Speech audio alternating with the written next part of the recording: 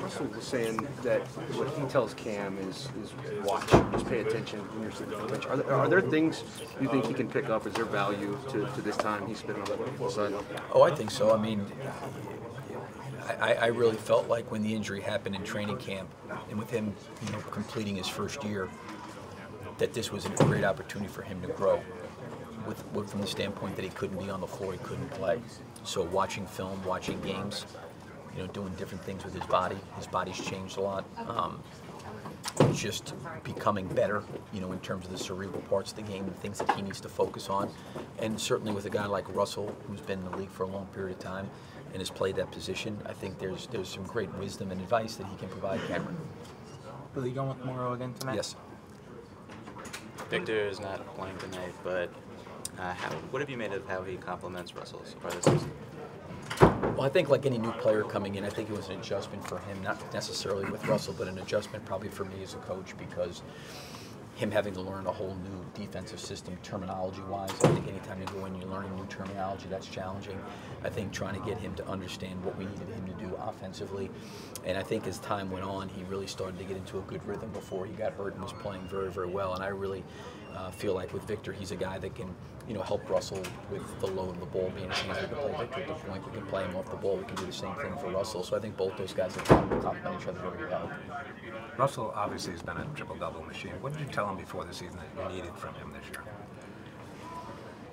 Well, I really tried to sit down and speak with him. And the first thing is he's extremely bright. He's really, really smart, and he's got a real good feel for the game. But I think the biggest thing was getting him to understand that it wasn't necessarily about him having to do any less or him having to change as a player. Really what it was about was the fact that, us creating a system and a style of play that not only was conducive and really, really good for him, but when he was off the floor, it was going to be good for the rest of those guys. And I think he understands that and he sees that. And I think he had a great learning experience. The year before I came, they got decimated with injuries, with Serge Ibaka, with Kevin Durant, a lot of guys out. And I think Russell, in a lot of ways, tried to single-handedly carry the team. And I think what happens is when you start training camp, you just don't plug in someone for Kevin Durant or Serge Ibaka when those guys are hurt, And what I tried to explain to him was that when he's off the floor, our team's still got to be able to function, still got to be able to play, and we still got to be able to generate good offense. And he's been great with that, understand that. And at the same point, I think it's allowed him also to be who he is as a player, to your point of what he's doing, in every facet of the game, whether it be assist, rebound, or scoring. And I don't want to take anything away from that because he's that great. But also I think maybe the biggest thing of importance to Russell is winning. And he wants to win. And I think he sees clearly different things that he and our team have to do to win. And certainly he can be a great catalyst for us, but also we've got to have other guys be in position to be successful as well. And I think he's really helped allow those guys to flourish and grow and develop. You obviously had 2 All-Stars last year. What were the challenges of trying to decide whether to stagger the minutes for those guys and when to stagger the minutes for those guys? What was the challenge with it? What were the challenges? Well, I think anytime you've got a player that's been in the league for a long time, they get into a certain rhythm or they know when their time's coming. And I think with our second unit a little bit last year, we had some difficulties, for that maybe 6 or 8 minutes, 10 minutes a game. And, I've said this before, I give Kevin a lot of credit.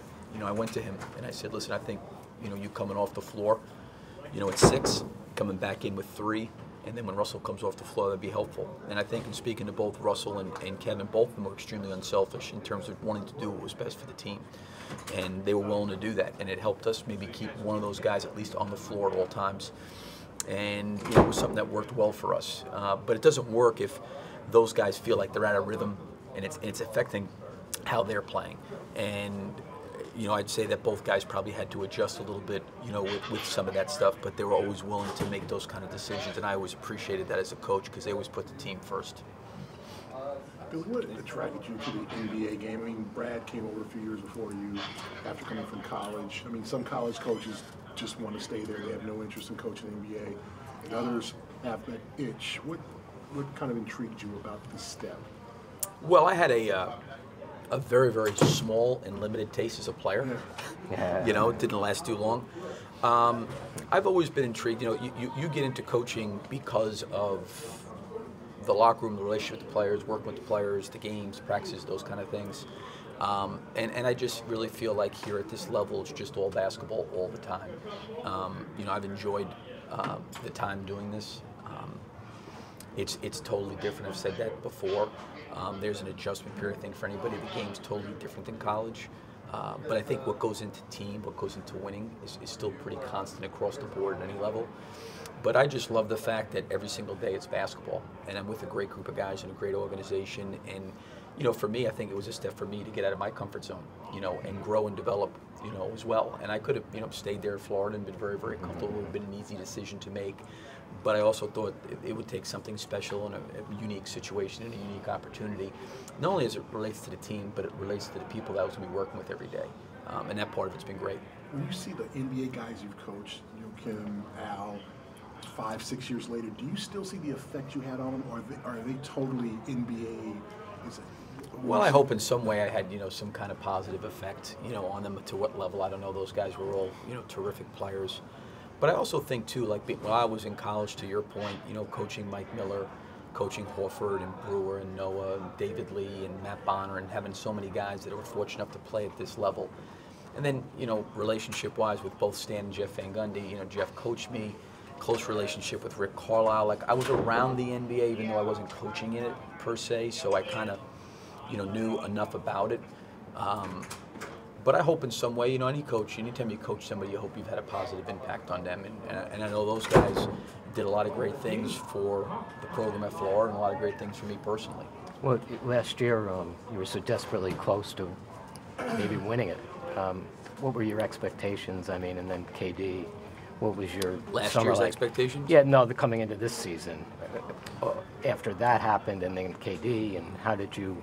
Yeah, I think it's the expectations really for us haven't changed at all. And what I mean by that is sometimes people will put like a specific, you know, a number of games or some kind of, you know, measurable, so to speak. I've always believed that your goal every year is to be the best version of yourself. And to me, that's an ongoing process each and every day to get better and to try to improve and be the very, very best that we can be as a team, you know, wherever that falls. And you know, we'll see where that happens and where that leads. But that's what I'm always been about. It's always been about improvement and growth and our guys getting better. Where has Russell improved the most this year? From last year? Yeah. I don't know. Well, I would say this. He's always trying to improve. You know, he watches an enormous amount of film, and he knows a lot of things that maybe most players don't know because of the way he studies tape on his own.